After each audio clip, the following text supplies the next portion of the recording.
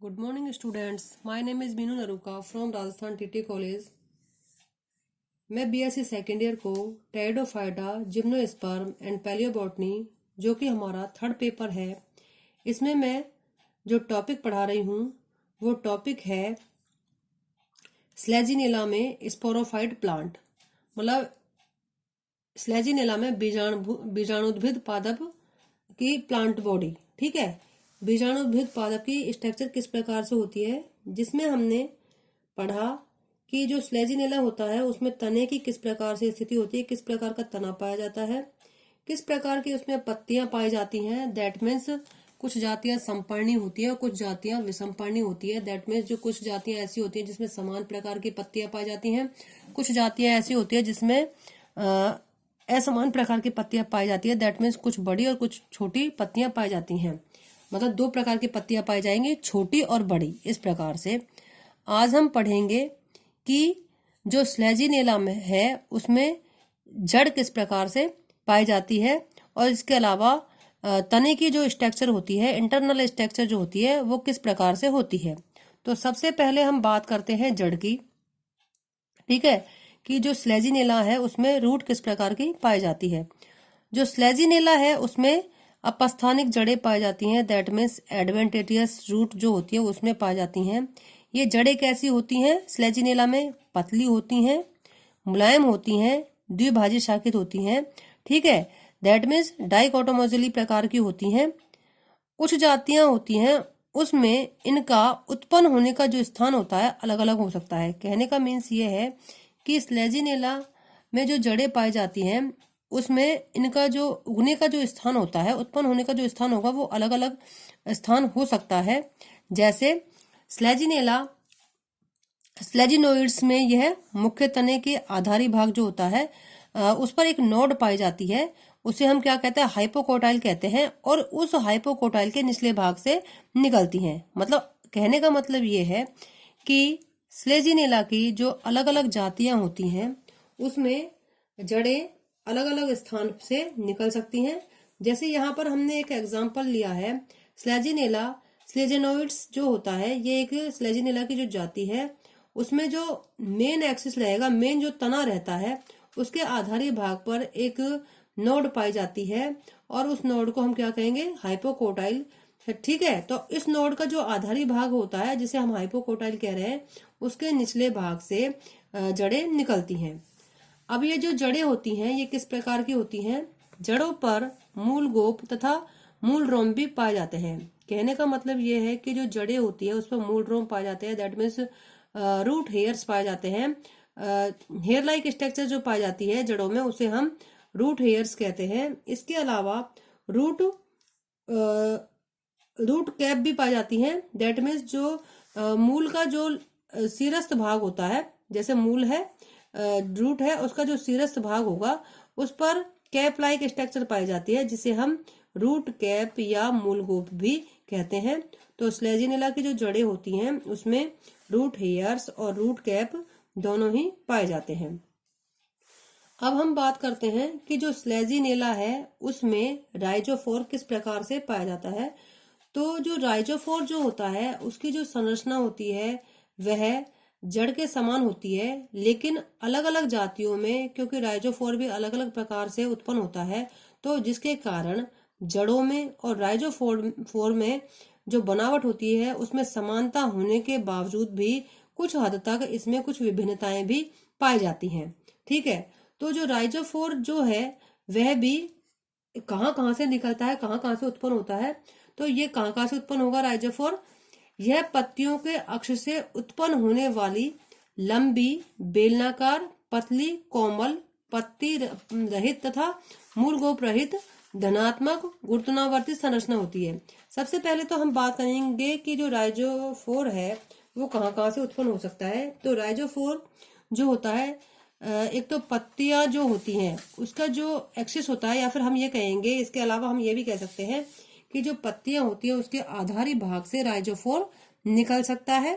ठीक है, इसके अलावा जहां पर स्लेजिनेला का जो तना है, स्टेम है, दो भागों में डिवाइड होता है, दैट मीन्स द्विभाजित शाखित होता है, जिस स्थान पर से वहां से राइजोफोर उत्पन्न हो सकता है। ठीक है, और ये क्या ये इनकी स्ट्रक्चर किस प्रकार की होती है? ये लंबी हो सकती हैं, बेलनाकार भी हो सकती हैं, बहुत पतली होती हैं, कॉमन होती हैं, लेकिन इस पर किसी प्रकार की पत्ती के समान संरचना नहीं पाई जाती है। इसके अलावा जो राइजोफोर और जड़ है उसमें अंतर ये होता है कि जो जड़ जो होती है उसमें मूलगोप पाया जाता है, दैट मीन्स रूट कैप पाई जाती है, लेकिन राइजोफोर में रूट कैप जैसी कोई संरचना इसमें नहीं पाई जाती। इसके अलावा यह धनात्मक घूर्णनावर्ती होती है, दैट मीन्स ये भूमि की ओर वृद्धि करती है। ठीक है, तने की शाखा में से एक राइजोफोर नीचे की तरफ बनता है। ठीक है, मतलब जो तने की जो शाखा होती है उसमें राइजोफोर नीचे की तरफ बनता है। स्लेजिनेला मोर्टेंसाई, जिसमें अभ्यक्ष सतह से उत्पन्न जो राइजोफोर होता है वो पूर्णतः विकसित होता है, जबकि अपाक्ष सतह से बना राइजोफोर जो होता है एक छोटी अतिवृद्धि के रूप में उत्पन्न होता है। कहने का मीन्स ये है कि राइजोफोर जो होता है वह अलग अलग जातियों में अलग अलग तरीके से विकसित हो सकता है। जैसे कि अभी मैंने यहाँ पर बात की स्लेजिनेला मार्टेंसाई, तो इसमें क्या होगा कि जब यह अभ्यक्ष का मतलब वेंट्रल और अपाक्ष का मतलब डोर्सल, जब यह अभ्यक्ष सतह से विकसित होगा, मतलब राइजोफोर जब अभ्यक्ष सतह से विकसित होगा तो राइजोफोर पूर्ण रूप से विकसित होगा। ठीक है, मतलब पूर्ण रूप डेवलप होगा पूर्ण रूप से। लेकिन अगर यह राइजोफोर अपाक्ष सतह से, दैट मीन्स जो डोर्सल सतह है उससे उत्पन्न होता है, तो इस प्रकार से विकसित होने वाला जो राइजोफोर जो होगा वो कैसा होता है? एक आउटग्रोथ के रूप में होता है, एक अतिवृद्धि के रूप में होता है। तो कहने का मतलब ये है, तो इस प्रकार का जो राइजोफोर होता है वो अधिक विकसित नहीं होता। कुछ जातियां जैसे कि स्लेजिनेला क्रॉसियाना में राइजोफोरा जो होता है उसके सिरे पर अपस्थानिक जड़ों का एक गुच्छा भी पाया जाता है। ठीक है, तो ये हमने बात की कि जो स्लेजिनेला है उसकी तने की और पत्तियों की, जड़ की और राइजोफोर की जो बाहरी स्ट्रक्चर है वो किस प्रकार से होती है, किस किस प्रकार से इनकी स्थिति होती है। अब हम बात करेंगे तने के एनाटॉमी की, दैट मीन्स जो तना है स्लेजिनेला का उसकी इंटरनल स्ट्रक्चर किस प्रकार से होती है। और तने की इंटरनल स्ट्रक्चर को पढ़ने के लिए सबसे पहले जो स्लेजिनेला का जो तना है उसका टीएस लेते हैं, मतलब उसका टीएस काट लेते हैं और उसका हम जब माइक्रोस्कोप में देखते हैं उसका अध्ययन करते हैं तब कुछ संरचनाएं हमें दिखाई देती हैं। तो तने की जो इंटरनल स्ट्रक्चर है उसको कितने भागों में डिवाइड किया गया है, क्या क्या उसमें इंटरनल स्ट्रक्चर दिखाई देती हैं, तो इसे हम कहते हैं एनाटॉमी ऑफ स्टेम। ठीक है, तो इसके लिए जैसे कि मैंने अभी आपको बताया कि तने के स्ट्रक्चर के पढ़ने के लिए इसका टीएस लेते हैं, मतलब इसका अनुप्रस्थ काट लेते हैं। अनुप्रस्थ काट में यह 3 भागों में डिवाइड दिखाई देता है, मतलब स्लेजिनेला का जो तना है वो 3 भागों में बटा हुआ दिखाई देता है, जिसमें सबसे पहले हम बात करते हैं बाह्य त्वचा की, मतलब जिसे हम एपिडर्मिस कहते हैं। एपिडर्मिस क्या होती है? यह एक परतीय आयताकार, ढोलकाकार तथा क्यूटिन में तथा दीर्घ ऊतकीय रंध्र रहित कोशिकाओं से बनती है। अब हम इस डायग्राम में देखेंगे कि जब हम स्लेजिनेला के तने का अनुप्रस्थ काट लेते हैं तो इसमें सबसे बाहरी जो स्ट्रक्चर जो होती है उसे हम एपिडर्मिस कहेंगे। ये जो स्ट्रक्चर है इसको हम एपिडर्मिस कहेंगे। और ये जो कोशिकाएं होती हैं कैसी होती है? रेक्टेंगल टाइप की होती है, मतलब आयताकार भी हो सकती हैं ये। इसके अलावा ये ढोलक के आकार की भी हो सकती हैं। ठीक है, और ये जो इनकी केवल एक लेयर पाई जाती है। अब आप देख सकते हो कि एपिडर्मिस जो है वो कोशिकाओं की केवल एक लेयर की बनी हुई है, एक स्तर की बनी हुई है, इसमें केवल एक ही परत बनी हुई है। इसके अलावा ये जो कोशिकाएं होती हैं एपिडर्मिस की, इन पर क्यूटिन का जमाव भी पाया जाता है। ठीक है, अब हम बात करते हैं इसके दूसरे भाग की। दूसरा जो भाग होता है उसे हम वोल्कुट या कॉर्टेक्स कहते हैं। दैट मीन्स जब हम स्लेजिनेला के तने की संरचना का अध्ययन करते हैं तो एपिडर्मिस के नीचे वाला जो भाग होता है उसे हम वोल्कुट कहते हैं या फिर कॉर्टेक्स कहते हैं। ठीक है, अब इस कॉर्टेक्स को भी 2 भागों में डिवाइड किया गया है। एक तो होता है बाह्य कॉर्टेक्स और एक होता है इनर कॉर्टेक्स या इंटर कॉर्टेक्स। ठीक है, इंटरनल कॉर्टेक्स कहेंगे। तो सबसे पहले हम बात करेंगे आउटर कॉर्टेक्स की। जो आउटर कॉर्टेक्स है उसे हम अधस त्वचा भी कहते हैं, दैट मीन्स हाइपोडर्मिस भी कहते हैं। ठीक है, तो आउटर कॉर्टेक्स उसको क्या कहेंगे हम, हाइपोडर्मिस या अधस त्वचा, हिंदी में हम इसको अधस त्वचा भी कहते हैं। और यह एपिडर्मिस के नीचे पाया जाने वाला क्षेत्र होता है। यह सबसे बाहरी क्षेत्र होता है जो कि कैसा होता है, 3-4 स्तरीय और दृढ़ता की कोशिकाओं से मिलकर बना होता है। ठीक है, दृढ़ता की कोशिकाओं का मतलब यह यह स्क्लेरेनकाइमेटस जो सेल्स जो होती है उनका बना होता है। अब हम इस डायग्राम में देखेंगे कि यहाँ से लेकर यहाँ तक जो है यह आउटर कॉर्टेक्स है, और इस कॉर्टेक्स की जो सेल है वो अन्य सेल से बिल्कुल अलग दिखाई दे रही हैं। क्यों? क्योंकि ये जो सेल है ये स्क्लेरेनकाइमेटस प्रकार की होती हैं, दृढ़ता की कोशिकाएं होती हैं। तो जो आउटर कॉर्टेक्स जो होता है यह लगभग 3 से 4, देखिए 1, 2, 3 और 4 भी हो सकती हैं, तो 3 से 4 स्तरीय होता है। ठीक है, यहाँ पर एपिडर्मिस 1 लेयर्ड थी और ये 3 से 4 लेयर्ड हो सकती है। तो और ये स्क्लेरेनकाइमेटस सेल की बनी होती है। अब हम बात करेंगे इनर कॉर्टेक्स की। तो इसके अंदर वाला आउटर कॉर्टेक्स के नीचे वाला जो भाग होता है यह भी 4-5 स्तरीय होता है, मतलब 4-5 स्तरों का बना हो सकता है। और इसके अलावा इसमें हरित ऊतक होते हैं, मतलब इसमें क्लोरोप्लास्ट की उपस्थिति होती है।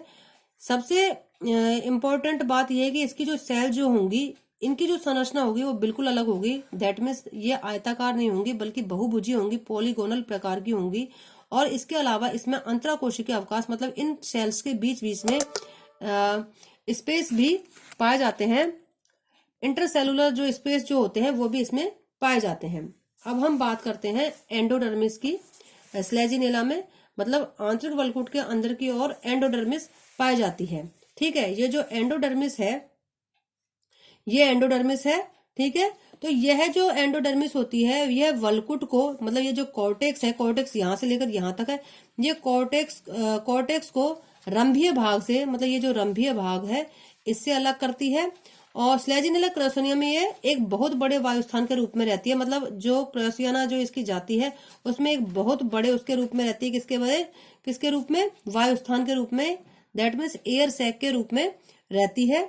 ठीक है, और कई स्थानों पर और वलकुट कुछ लंबवत कोशिकाओं की एक पट्टिका के द्वारा रंभीय भाग से कई स्थानों पर जुड़ा रहता है। मतलब अब आप यहाँ पर देख सकते हो जो ये कॉर्टेक्स है ये कुछ पट्टिकाओं के द्वारा इस रंभ से जुड़ा रहता है। ठीक है, ये एंडोडर्मिस हो गई और ये इसको अलग करेगी कॉर्टेक्स को और इस स्टीलियर क्षेत्र को। और ये जो होती है यहाँ पर जो कॉर्टेक्स होता है ये कुछ पट्टिका जैसी संरचना उनसे जुड़ा रहता है। ठीक है, और इनको क्या कहेंगे? ट्रेबिक्यूली कहेंगे। ये जो पट्टी के द्वारा जो जुड़ा रहता है इनको क्या कहते हैं? ट्रेबिक्यूली कहते हैं। आपसे ऑब्जेक्टिव टाइप जो प्रश्न होते हैं उसमें पूछा जा सकता है कि ट्रेबिक्यूली किसे कहते हैं। इनकी कोशिकाओं की जो भित्तियां हैं वो कैसी होती हैं? ये जो सेल्स जो होती हैं बैंड के आकार की होंगी और बैंड के आकार का इस पर जमाव पाया जाता है। और ये जो स्थूलन होता है इन पट्टिकाओं को कैस्पेरियन पट्टिका भी कहते हैं। ये जो स्थूलन होगा इसको कैस्पेरियन पट्टिका कहेंगे। अब हम बात करते हैं रंभ की कि जो स्लेजिनेला है उसका स्टील क्षेत्र किस प्रकार का होता है। तो ये जो होता है यह एक स्तरीय मृदुता की कोशिकाओं से बना होता है। ठीक है, मतलब परिरंभ। इसमें जो रंभ है हम जानते हैं कि स्टील है वो अपने चारों तरफ से पहले पेरिसाइकिल से फिर एंडोडर्मिस से घिरा रहता है। तो ये पेरिसाइकिल यहाँ पर पाया जाता है, ये भी एक स्तर की बना होता है। ठीक है, और किसका बना होगा? मृदुता की कोशिकाओं का, दैट मीन्स जो पैरेन्काइमेटस सेल है उनका बना होगा। स्लेजिनेला का जो स्तंभ जो होता है उसमें बहुरंभीय दशा पाई जाती है, मतलब इसमें 1 से अधिक तक स्टील पाए जा सकते हैं। और इसके अलावा मतलब इसमें 1 से 16 तक स्टील पाए जा सकते हैं। इसमें जो जाइलम जो होता है वो उसकी स्थिति इस प्रकार से होगी, दैट मीन्स प्रोटोजाइलम बाहर की तरफ होगा और मेटाजाइलम अंदर की तरफ होगा। कहने का मतलब ये है कि इसमें बाह्य आदुदारों वाली स्थिति पाई जाती है। ठीक है, इसके अलावा इसके जो जाइलम होता है उसमें वाहिकाएं जो होंगी वो अनुपस्थित रहती हैं। इसके अलावा कुछ जातियां ऐसी होती हैं जैसे कि स्लेजिनेला लेपिडोफिला तथा स्लेजिनेला रुपेस्ट्रिस में ट्रेबिक्यूली नहीं पाई जाती हैं। ठीक है, इसके अलावा स्लेजिनेला आरिगाना, स्लेजिनेला रुपेस्ट्रिस, स्लेजिनेला डेंसा में वास्तविक वाहिकाएं नहीं पाई जाती हैं। मेटाजाइलम में सीढ़ीनुमा वाहिनिकाएं, प्रोटोजाइलम में वलयाकार तथा सर्पिलाकार वाहिनिकाएं पाई जाती हैं। तो आज के लिए बस इतना ही कि तने में किस प्रकार की स्ट्रक्चर पाई जाती है, आगे हम कल पढ़ेंगे। Thank you.